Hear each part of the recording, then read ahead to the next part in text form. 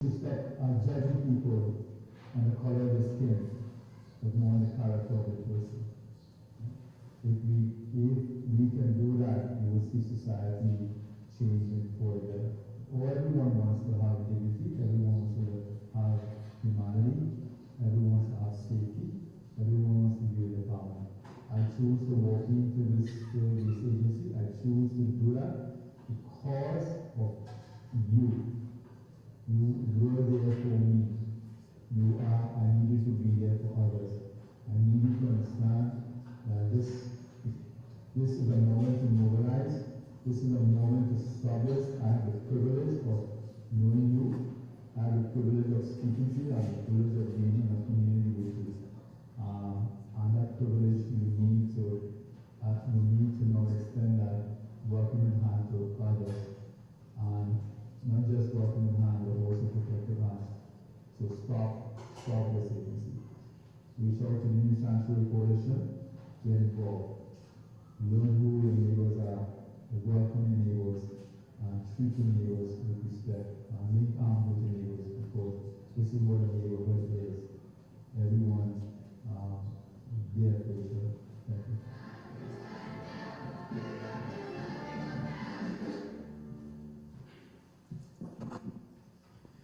Even in the video, my wife tells me I talk too much. It is coincidence that I'm wearing the same shirt. But, oh, by the way, I need to correct something. No, I am not the light. I have gained too much weight, so it is there is no way I can be light anymore. Anyhow, enough jokes, right? What we are seeing here, it still applies. You know, Sarah, where's Sarah? Where's Sarah? Sarah, oh yeah, she made the video. We did this the night before, as we were getting ready, as to, you know, she came up and said, "Do you remember this?" And it was very hard to remember. We didn't expect anything, but we did it. And I said 2 weeks. Remember, I said 2 weeks. Well, it wasn't 2 weeks. It was the next day they were going to put me on that plane. Even with the court-ordered stay, they had put me on the van to take me to the airport. So they were ready to violate the rules that we all live by. And that's what this agency is doing. They're violating the rules. They're not confined and bounded by any rules that we all live by. So what has been happening? Well, the first thing that we need to remember is what happened 2 days ago. Anyone know what happened 2 days ago? We have a nationalist president. He admitted he's a nationalist, which usually goes with white nationalists. He admitted that openly, so that we know his motivations are racially tainted. He knows that, we know that whatever he is doing is with that standard, or not even standard, that hate that comes with that description. So that when we now know this, everyone here needs to stand up. Everyone needs to say, I cannot allow this to happen. I cannot allow, we have the first concentration camp being built. And the New York Times revealed this, the tent city, they call it a tent city? Let's be real. It is a concentration camp. We cannot let another one be built. We cannot let 2 more be built.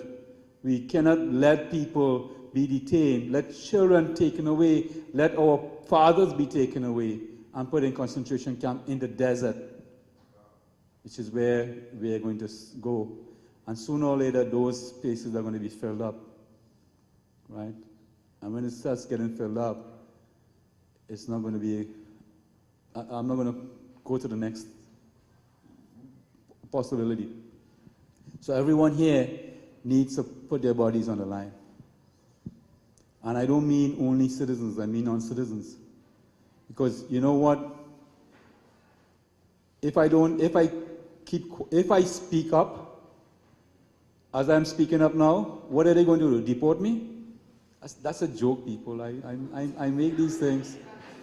And Amy doesn't like me to say that, but, you know, but even if I keep quiet, that's what is going to happen, right? That's what is going to happen. We know that they want to take away, they want to cleanse us. They want to cleanse this country of brown and black people. So we're all at risk. And Lyndon said that unless we stand up, we're going to lose. We need to stand up here together because we can win. So what is going to happen is we have, I was being targeted.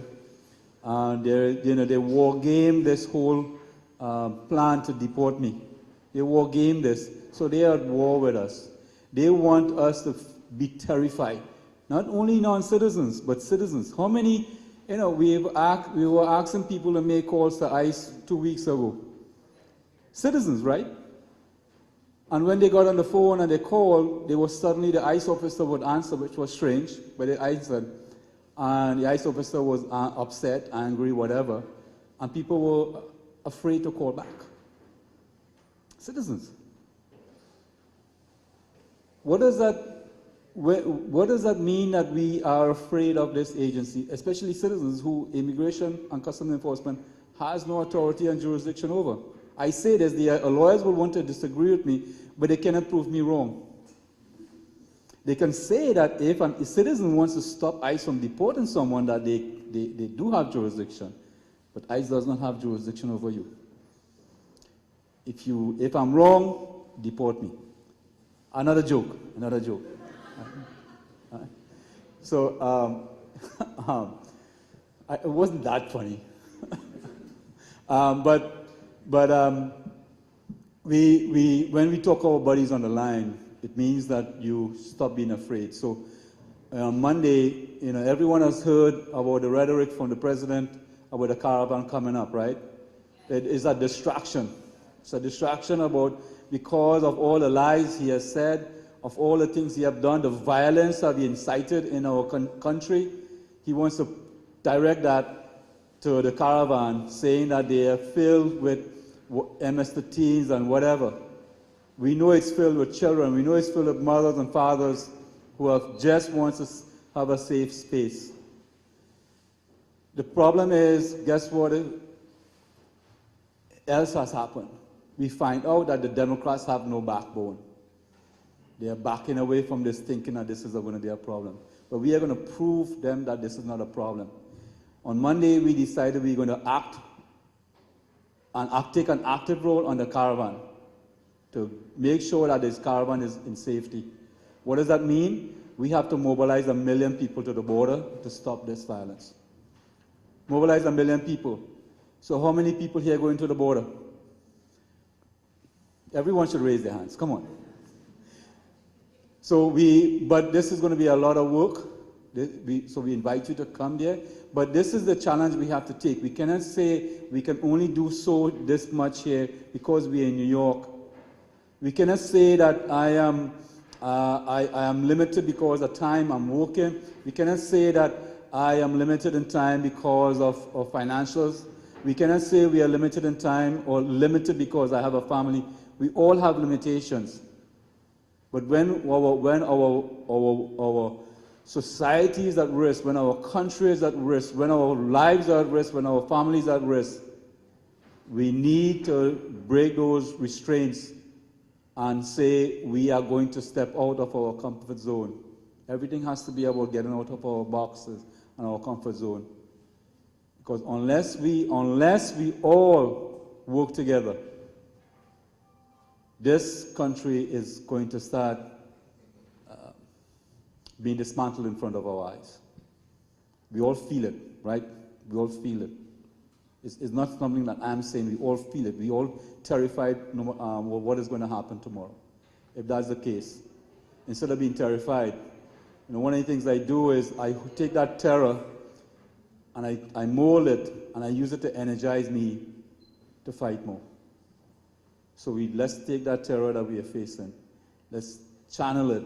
Let's change it. Let's chin it up. And let's fight this administration. Let's speak up. We have the right to free speech.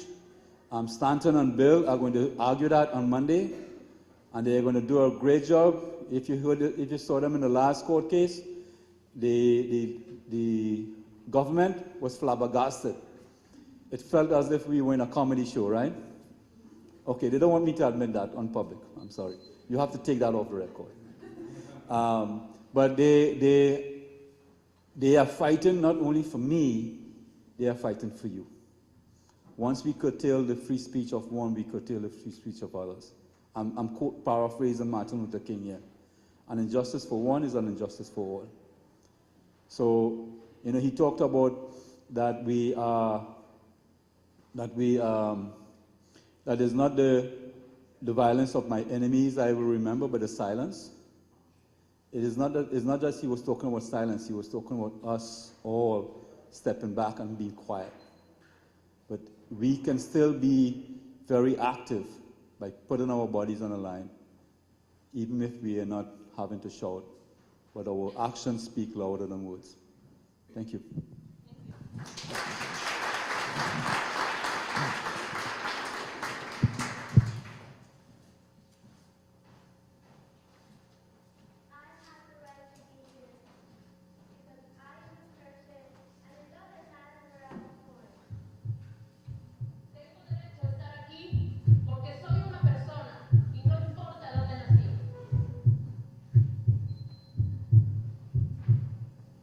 What happened to Ravi on January 11th happens to someone every day at 26 Federal Plaza. Every day, someone is taken from their family at an ICE check-in or abducted from their own home. With all of the same drama and shock and anger we felt when Ravi was taken from us. So let's speak the truth. The truth. ICE does not hesitate to commit casual violence against families. It's easy to state that what happened to Ravi is political. But that is no less true of the thousands of detained and deported whose everyday choices are political acts. When someone crosses a border against an unjust law, that is a political act. Living in the United States without papers